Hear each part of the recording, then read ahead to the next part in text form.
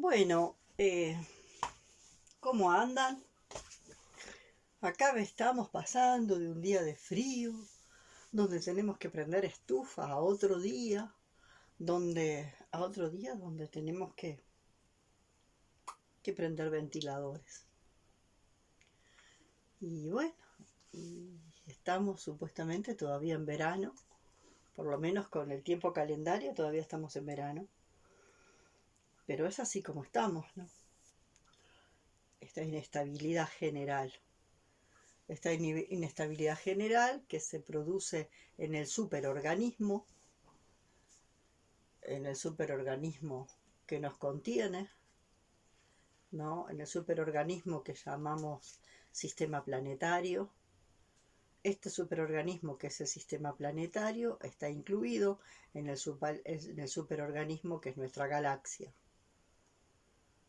Y ese superorganismo está incluido en todo el cosmos que compone el universo expresado, por lo menos por ahora como conocido. Bueno, todos los movimientos que están habiendo en el superorganismo que es el sistema planetario y que incluye al superorganismo Tierra y que incluye, ¿no?, al superorganismo biosfera y que incluye al superorganismo humanidad, bueno, nos está afectando, ¿no? Nos está afectando esta turbulencia que estamos experimentando. Y esta turbulencia que lo está cambiando todo. Entonces, el asunto es que en este orden, que es un orden de mucho mayor amplitud, que tiene que ver con el superorganismo de más amplitud, que sería el cosmos, y que luego en forma gradual y concéntrica llega hasta nosotros como humanidad y a nosotros como individuos particulares. El tema es que ese orden existe, y es el orden que nos viene siendo dado, y ese orden, dentro de ese orden hay turbulencias. El mar no deja de estar en su orden cuando se vuelve picado. No es que el mar está en orden solo cuando está esa calma donde parece que nada se mueve en la superficie.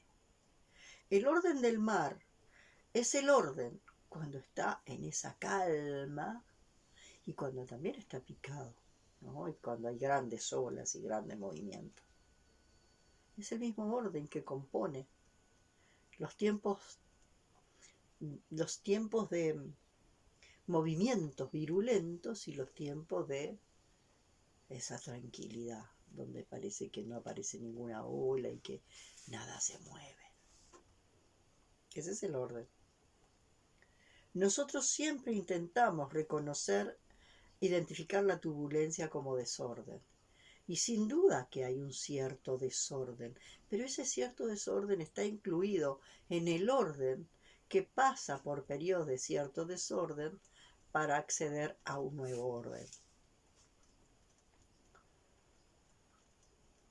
Entonces, como decimos, en este orden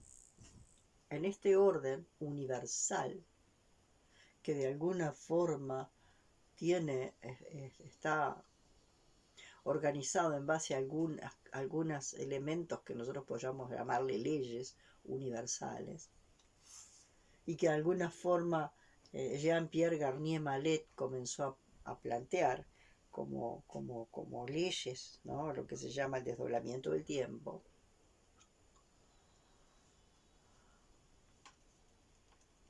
El humano, por algún motivo, ha entrado en distorsión y ha empezado a crear un pseudo orden, ¿no?, alejándose de ese orden original. Ese orden original, que es un orden que está en permanente movimiento, y ha creado un orden sustituto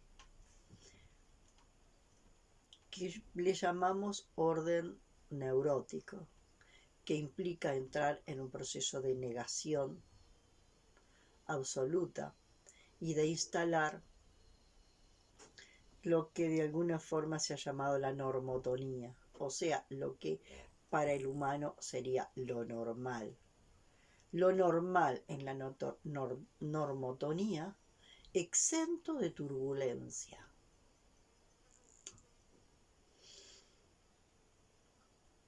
Y entonces, todo lo que nosotros suprimimos para lograr quedarnos en ese orden normal de una armonía eterna, ¿no? Quizás nos podemos permitir alguna pequeñita y superficial tormenta, alguna pequeñita y superficial turbulencia, ¿no? Porque si no, diríamos, estamos muy locos si creemos que siempre vamos a estar en la armonía permanente. No, algunos momentos de disarmonía habrán. Entonces permitimos que por una grietita chiquitita de la alfombra, por una grietita chiquitita de la alfombra, aflore una cosita, una gotita chiquitita insignificante de todo lo que hemos metido debajo de la alfombra porque no calza con nuestra armonía normotónica.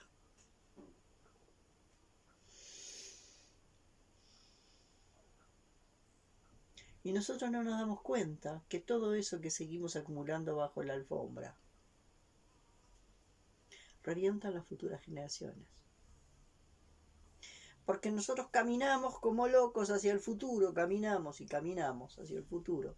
Y mientras nosotros caminamos hacia el futuro, lo que llamamos pasado, como una cinta, ¿no? Una cinta rotativa, creemos que el pasado va para atrás, pero resulta que la cinta,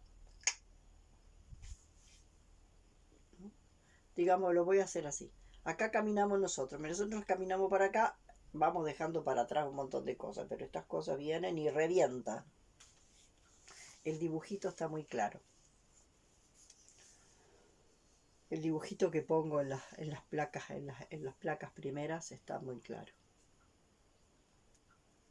Entonces acá vemos, ¿no? Esto de que de alguna forma no es el instrumento, es desde la lógica que usas el instrumento.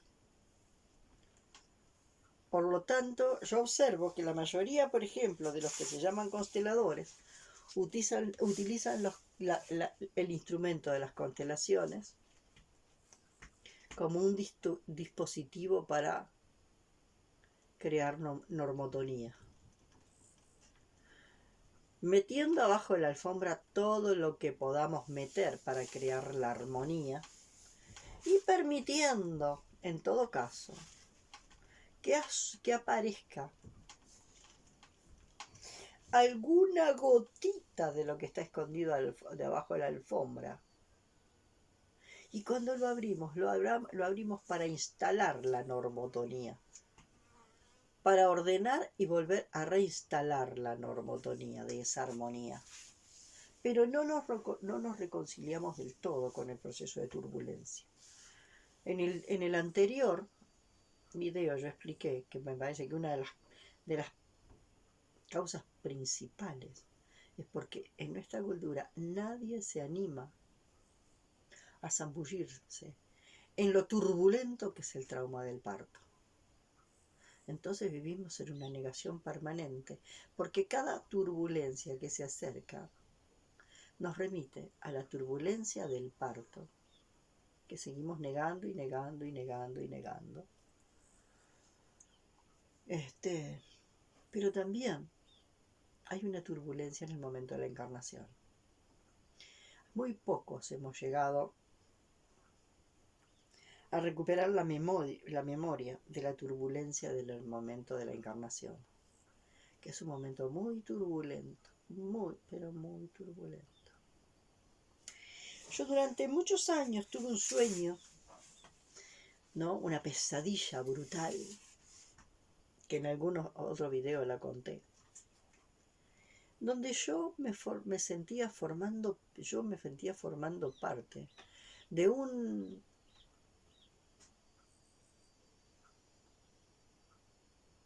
de una suerte de nube de vapores indiferenciados.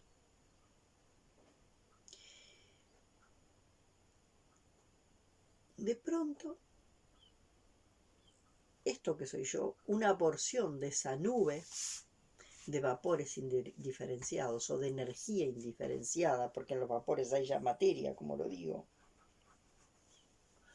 una porción de esa energía indiferenciada es captada por un gran succionador.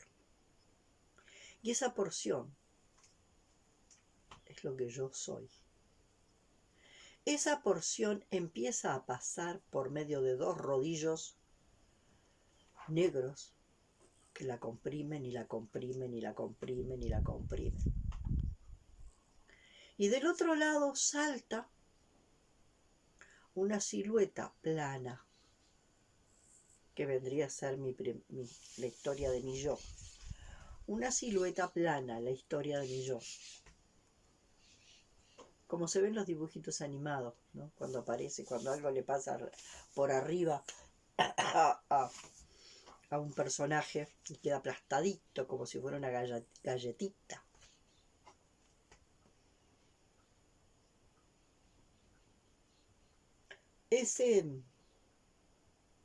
Esa figura plana en algún momento empieza a respirar y adquiere volumen.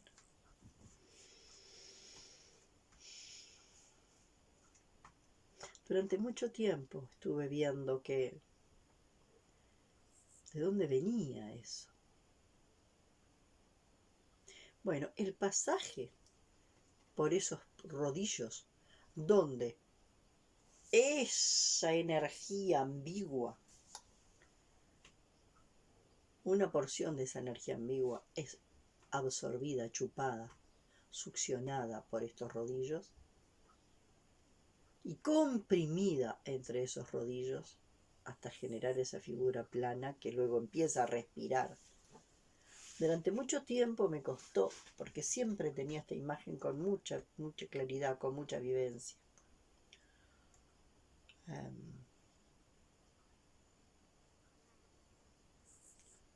En determinado momento de tanto preguntar cuál era, qué significaba eso, tuve una experiencia de conciencia, lo que se llama una experiencia de certeza.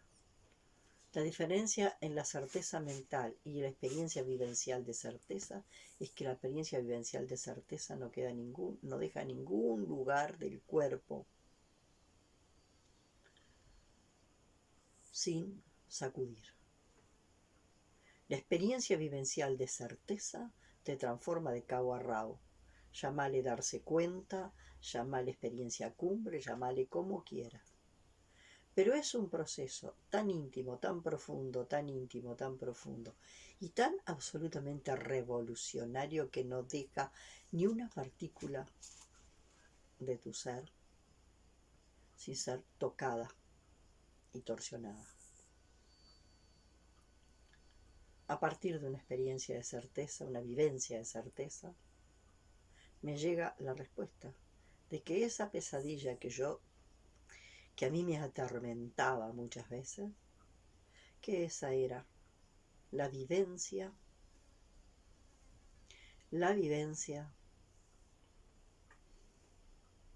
del momento de la encarnación.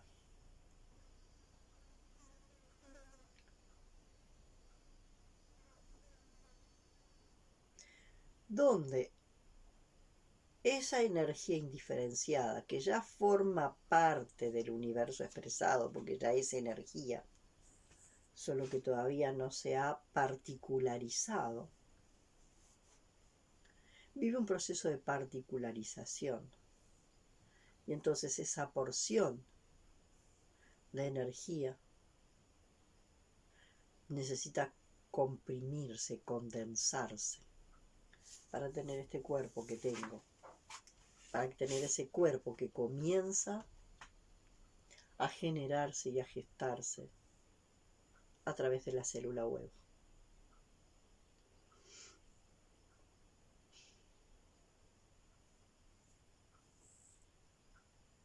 como que ahí, al encuentro del espermatozoide al óvulo, se le imprime una fuerza brutal,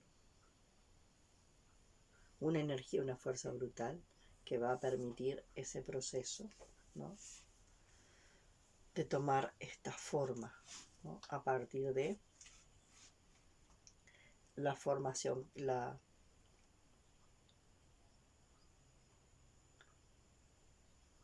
formación causativa.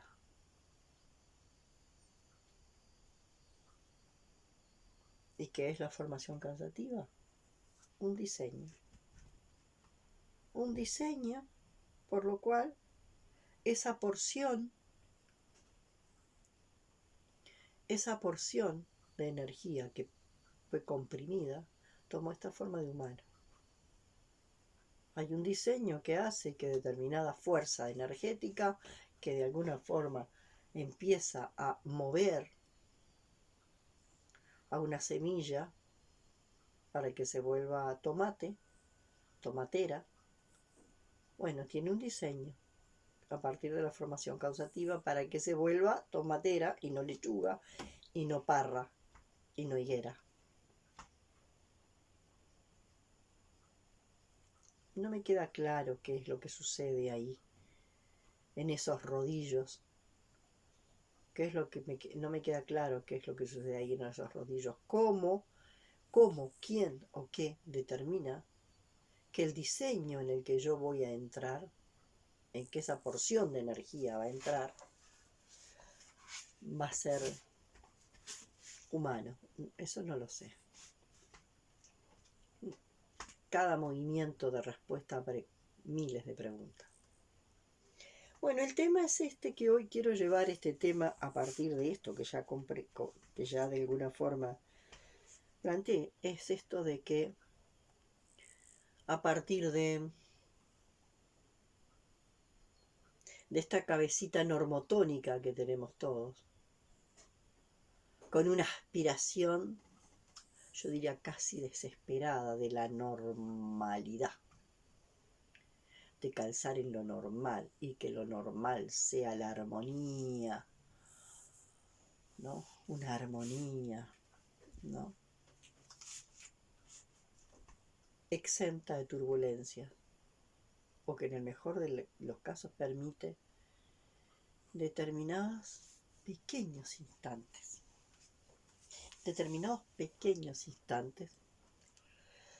de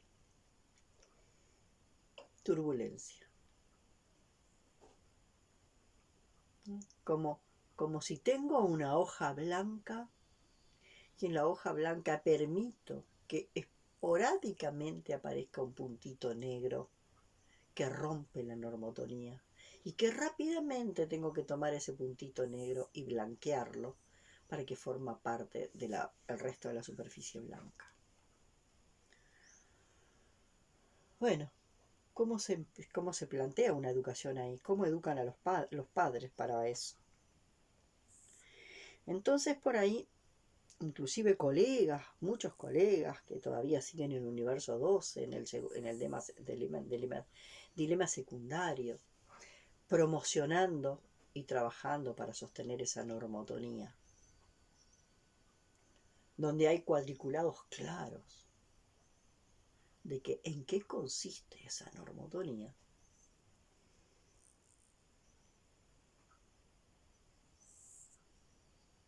Entonces, un buen padre es el que es capaz de dirigir y programar al hijo para que calce la normotonía. Ese es un buen padre, que es firme y que puede guiar al hijo, lo va a guiar y lo va a manejar como si fuera una arcilla para que calce en la normotonía. Con algún cuentito de una pseudo libertad, ¿no? Una pseudo libertad muy acotada, que cuando el chico amenaza con trascender ese territorio de esa pseudo libertad, inmediatamente es reprimido y vuelto a meter en la normotonía.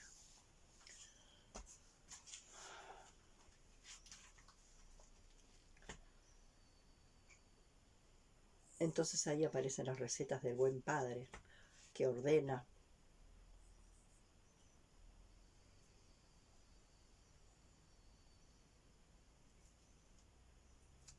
El buen padre que ordena.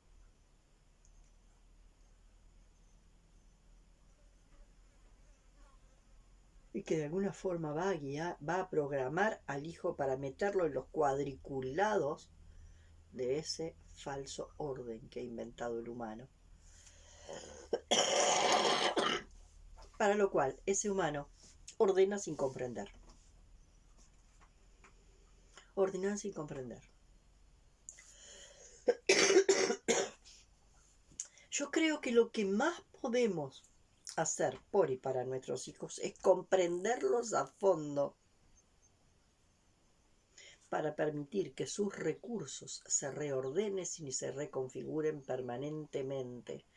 Porque cuando un hijo es comprendido,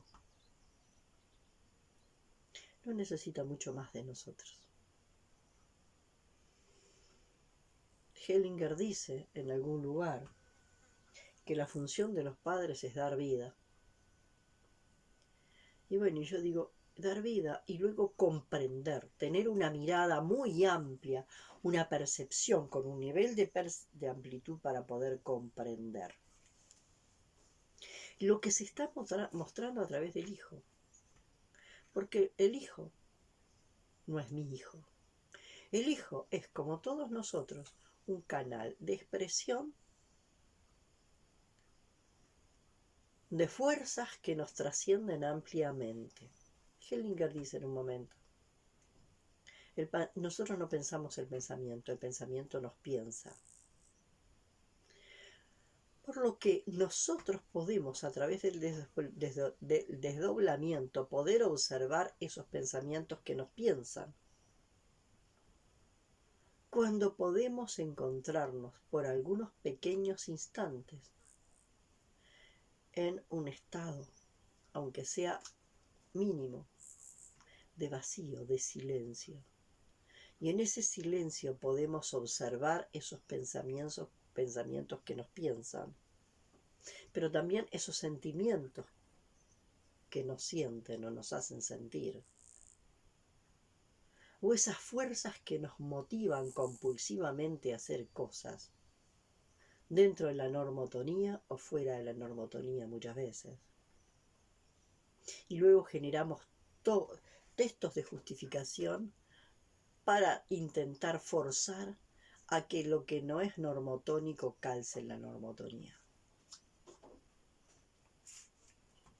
Entonces está lleno de recetas del buen padre y de la buena madre y de buen docente, que sin duda es el que hace que ese niño, a través del proceso educativo socializativo o socializador, calce en esos cuadriculados. Digamos que ahí va la locomotora.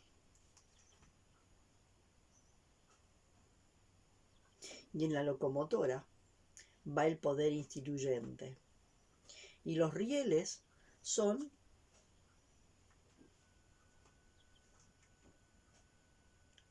la cultura, que es producto de ese poder instituyente. Y los vagones son distintas instancias. Entonces toda la historia de educar es poner al niño adentro de esos vagones. Alrededor del tren hay un vastísimo espacio. Hay selvas, hay lagos, hay playas, hay desiertos, hay de todo por fuera de eso. Y la experiencia de que un tren se descarrile implica poder salir de ese vagón.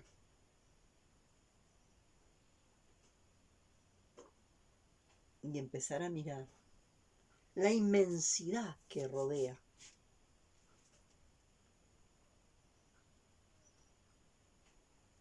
a esa vía por la que circula ese tren. Entonces, normotonía es eso. tratar de seguir andando, hacer todo el esfuerzo por seguir andando en alguno de esos vagones, y lo que más podemos hacer es cambiar de vagón. En este vagón no me va muy bien, me cambio para el otro vagón. En este trabajo no me da muy bien, me cambio para el otro vagón donde hay un trabajo nuevo. En este marco teórico no me va muy bien, cambio de marco teórico. Con esta pareja no me da muy bien, cambio de pareja. Pero siempre cambiar de vagón de vagón. Bueno, cambiar de vagón en vagón.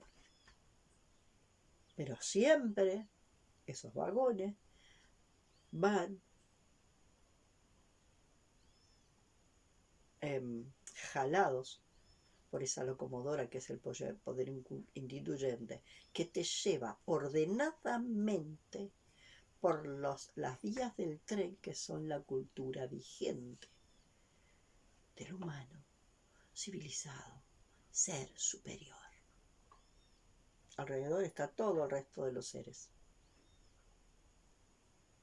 con unas lógicas totalmente diferentes, que nosotros desde las ventanitas de los vagones creemos que lo comprendemos. Y ahí ponemos largavistas y ponemos cosas y quizás hasta estiramos la mano y traemos algún pedacito de algún animal o de alguna planta y la llevamos a algún vagón laboratorio. Entonces educar se convierte en eso, en educastrar, que es poner a los hijos o los alumnos o los alumnos, ¿no? O los sobrinos o no sé, o quien fuere, ponerlos dentro de ese vagón. Es toda nuestra tarea. Y eso es educastrarlos. Entonces un padre que no está adaptado a este sistema, que tiene la vivencia de inadaptación constante. Por ejemplo, los que tenemos algunos elementos de la conciencia Asperger, que comprendemos la vida, pero no comprendemos el orden civilizatorio, ¿no? Que no comprendemos el orden civilizatorio, ¿no? Lo que nos sucede ante este orden civilizatorio es que nos atraviesa por todos lados. Porque como inadaptados, lo que nos presiona para volvernos adaptados, para adaptarnos, nos presiona tanto que tenemos que empezar a negarnos. Y a ese intento de negarnos hay una parte nuestra adentro que patalea por seguir viva. Y es como si de alguna forma estos padres que de alguna forma funcionamos de esta forma, muchas veces es como que somos padres que vivimos en crisis constante. Nunca podemos estar en esa paz maravillosa de la normotonía, en ese orden maravilloso de la normotonía, teniendo todo lo que perturba esta normotonía, este orden maravilloso, abajo de la alfombra. No podemos.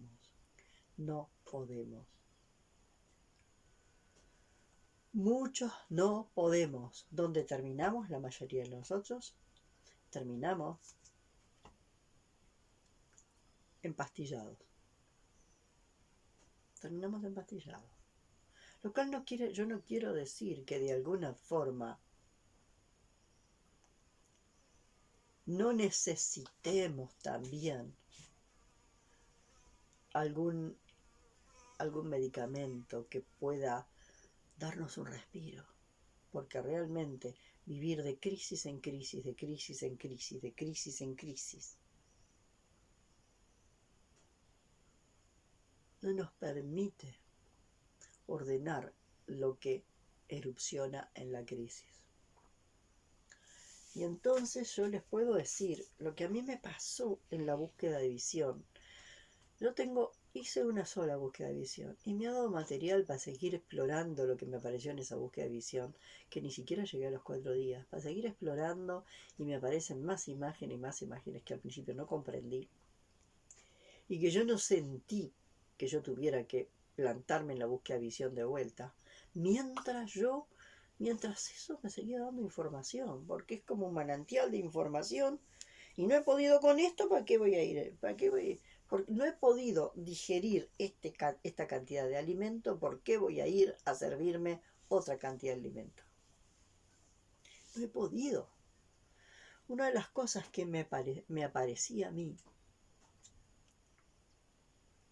y después lo entendí, yo vivía en una suerte de solsticio de invierno, que me llevaba a estar en un proceso de crisis permanente, todo el tiempo crisis, con un pequeño respirito.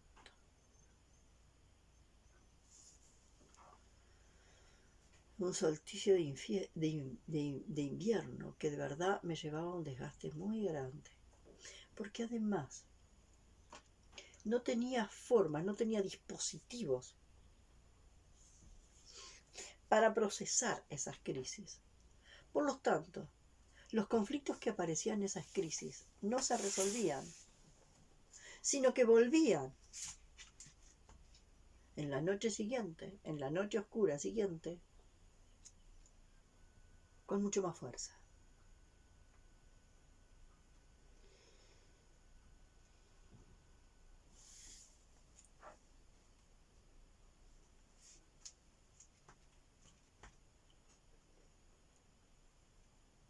Bien. Hay algunos que somos incapaces de adaptarnos, que no podemos adaptarnos, que no viene en nosotros nuestra capacidad de adaptación,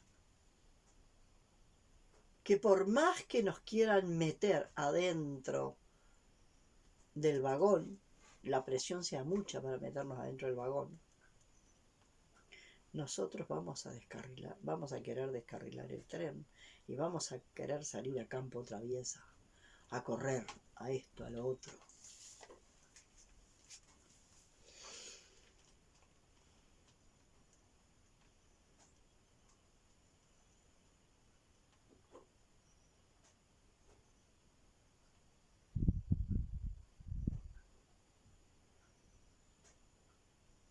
Entonces, quiero decir que los que están aptos para tener hijos son aquellos que son capaces de transitar en ese tren y en esos vagones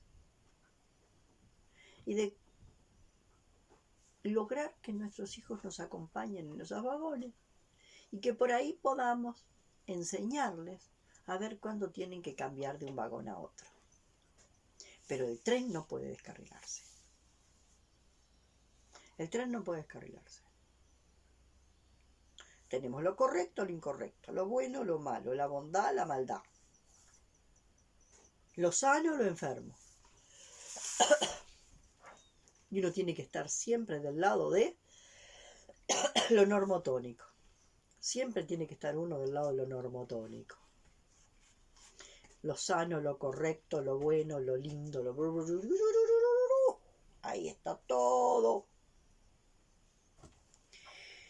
El arsenal de elementos para poder estar en lo normotónico. Entonces, solo un padre que es capaz de sobrevivir y adaptarse a lo normotónico es capaz de zambullir a su hijo en la normotonía, de vivir en esos vagones que van a ir por esa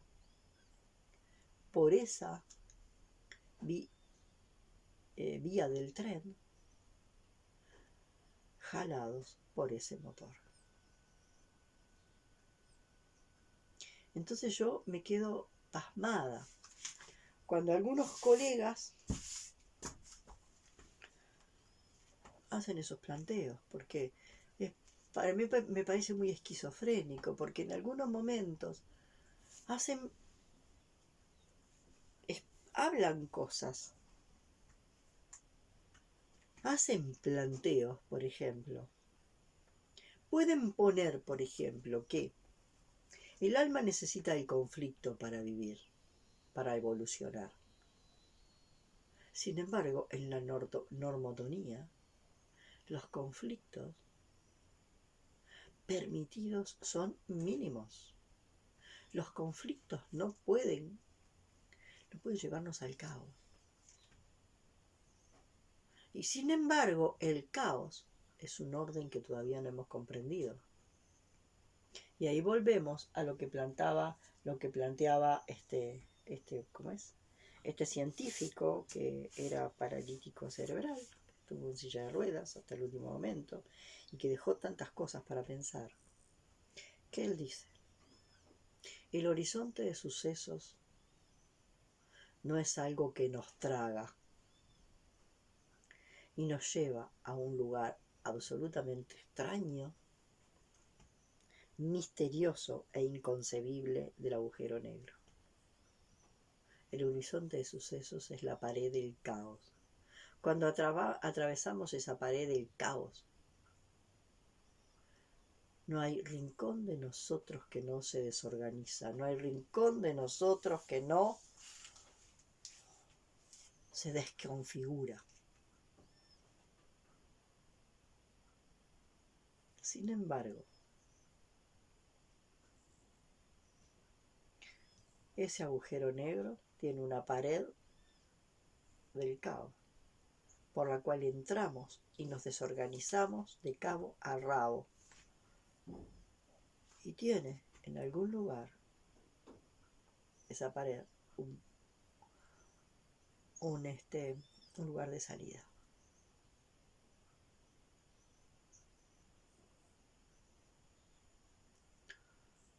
Entonces ya el caos, el agujero negro como representación del caos, no nos traga y nos lleva a un lugar del que no podemos recuperarnos. Lo único que tenemos que hacer es saber que el caos tiene su propósito. Y que de alguna forma, si no nos permitimos una desorganización total, no va a haber posible reorganización. Pero esto también puede ser muy peligroso, ¿tá? Porque si no, porque podemos quedar girando en esa pared del caos y no poder ir al centro. Cuando yo iba a entrar a procesar, a transitar el camino a Guaraní, uno de los sueños más brutales que tuve era que la tierra se licuaba y había un vórtice de esa tierra que se licuaba. Un vórtice que se parece, por ejemplo, a cuando nosotros tenemos una pileta del baño o de la cocina llena de agua y sacamos el tapón y se hace ese vórtice por el cual el agua se va. Eso era barro, era la tierra convertida en barro, que de alguna forma se generaba eso y de alguna forma succionaba. Ahora, eso tenía alrededor, ese vórtice tenía alrededor un cuadradito de alambrado. Yo estaba aterrorizada porque ese vórtice de barro que me iba a succionar sin duda y me iba a llevar quién sabe a dónde.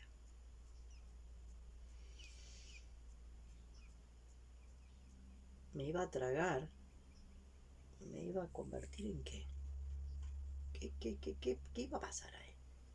Entonces yo me veía desesperadamente aferrándome a ese alambrado que cercaba ese pozo succionante. Hasta que en algún momento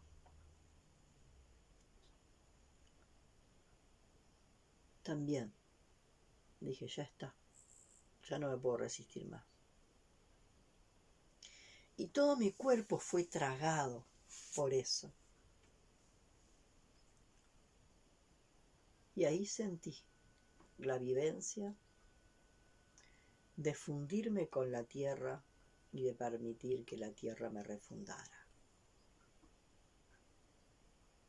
Entonces dejamos de pensar en la historia de guiar a hijos para que sean exitosos dentro de los vagones. Quizás no sea lo que el alma de nuestros hijos tenga que vivir. Una experiencia de ser maravillosamente exitosos dentro de los vagones.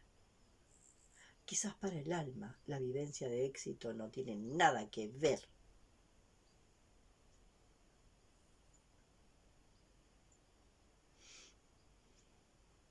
con lo que a nuestra mente programada, lineal, cuadriculada, se le ocurre que es el éxito. De hecho, mi primer hijo, en mi primera constelación me dijo, querida mamá, yo decidí morirme para regalarte mi muerte, para que mires del otro lado. De alguna forma yo ya miraba del otro lado algunas veces, pero de alguna forma tenía mucho miedo. Sin embargo, mis preguntas, las respuestas a mis preguntas estaban todas del otro lado. Entonces, que mi hijo me diga en una constelación, querida mamá, yo decidí morir para prestarte mis ojos, para que mires del otro lado. Eso fue algo impresionante. Entonces me di cuenta, como lo he dicho muchas veces, que aquello para lo cual estamos programados a vivir como terrible es porque en la normotonía la muerte de un hijo tiene que ser terrible. No hay posibilidad de concebir. Si alguien dice, ¡qué maravilloso! ¡Se murió mi hijo! Te van a internar en un psiquiátrico. Ojo, no es que se muera tu hijo y en el mismo momento que se muere vos estés saltando en una pata de alegría porque se te murió tu hijo. No. Primero vas a pasar el infierno. Pero ese infierno puede ser trascendido. Y ese infierno te puede llevar al paraíso. Y el paraíso no es normotónico. El paraíso es poder entender que el universo es turbulento y perderme el miedo a la turbulencia. Y que el mar algunos días está sereno y a que otros días está turbulento. Bueno, es lo que hoy tenía para decir. Porque realmente estoy haciendo todo esto y yo me doy cuenta que estoy escribiendo todo esto y veo que el 99% de mis colegas están queriendo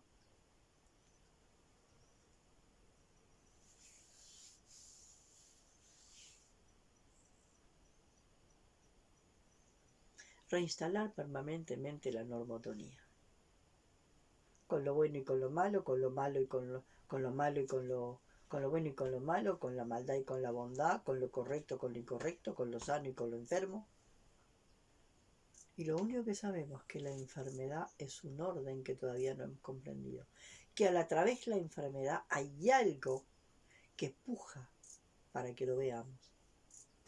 Por lo tanto, ningún error está ahí para ser corregido, que es lo que hacen cuando de alguna forma quieren utilizar cualquier herramienta, la constelación, el reiki, cualquier herramienta de las llamadas de alternativa, la quieren usar para corregir el error, en vez de meterse y zambullirse en el error para explorarlo. Y para que ese error me lleve a la verdadera trastienda que yo he señalado en los mapas más de una vez. Pero para eso hay que poder permitir observar desde el punto cero del plano 4, del plano 5, perdón. Y vamos a estar entrando y saliendo, entrando y saliendo. Nos va a tomar la divergencia y vamos a tomar partido.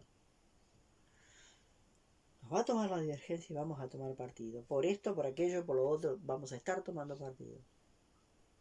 Vamos a poder desdoblarnos y salir de la divergencia para poder ver el panorama completo con más amplitud.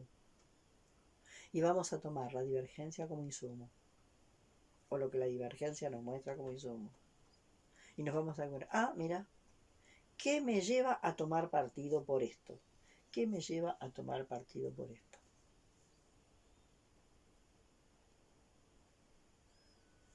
Entonces, esta manía mejoradora que todo lo empeora. Esta manía mejoradora que todo lo empeora.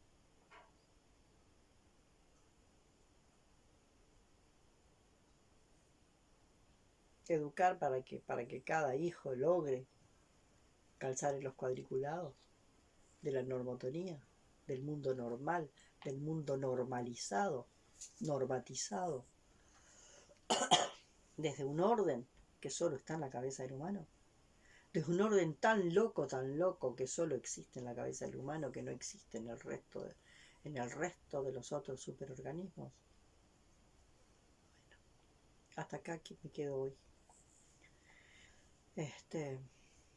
Durante mucho tiempo a mí me fue muy difícil.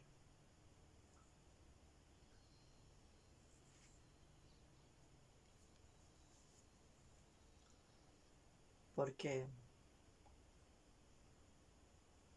en esto de ser subacorazada, todo lo que me viene del otro lo chupo como Bob Esponja.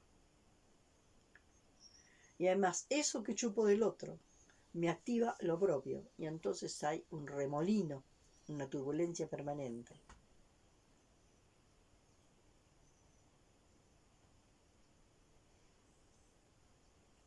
Muchas veces, y los otros días decíamos con una amiga, las madres que hemos sido así, esta amiga decía, yo me sentía tan mala madre porque no podía hacer lo que yo sentía que las otras madres hacían, que era justamente esto: colocar a los hijos en esos trenes, en esos vagones que van en esa vía de tren, porque nosotros no lo sabemos hacer.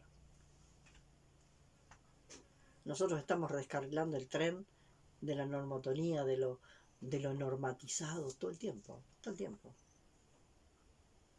Entonces, ¿cómo vamos a poder guiar a un hijo a que se adapte a un mundo al cual nosotros no nos hemos podido adaptar y que vivimos haciendo momentos de adaptabilidad, que son otra cosa?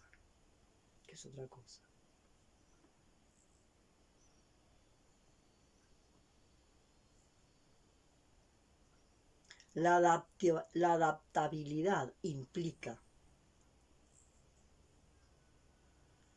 evitar que la adaptación te tome, tanto la adaptación pasiva como la adaptación activa, y procesar toda la turbulencia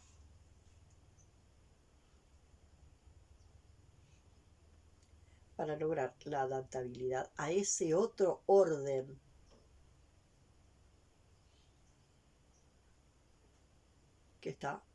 que emerge y se hace presente cuando el tren se descarrila.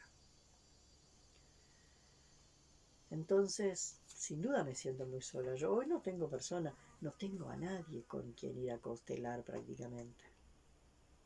Salvo algunas personas en la línea de Brigitte. No tengo con quien ir a constelar. Porque están en el universo base 12, en el segundo dilema, absolutamente tomados por este diseño disociado, fragmentado. Es donde está la grieta está en el diseño humano que sigue poniendo Dios, Satán, lo bueno, lo malo, lo correcto, lo incorrecto, lo ético, lo no ético, lo moral, lo inmoral. Y allá arriba, lo que baja no es ni moral ni inmoral, es amoral. Porque está antes de la creación de toda esta historia de la moralidad y de la ética y de todo esto. La ética también, a ver si andan los árboles, los pájaros, el resto de los seres que componen la biosfera, andan con un librito de la receta de qué es moral y de qué no es moral. No. Ellos están inconectados de la inteligencia organísmica, ¿no?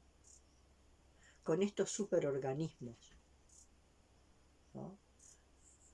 Con estos organismos que nos contienen y nos comprenden y de los que formamos parte. Pero lo único que nos puede permitir conectarnos con eso es la inteligencia organísmica.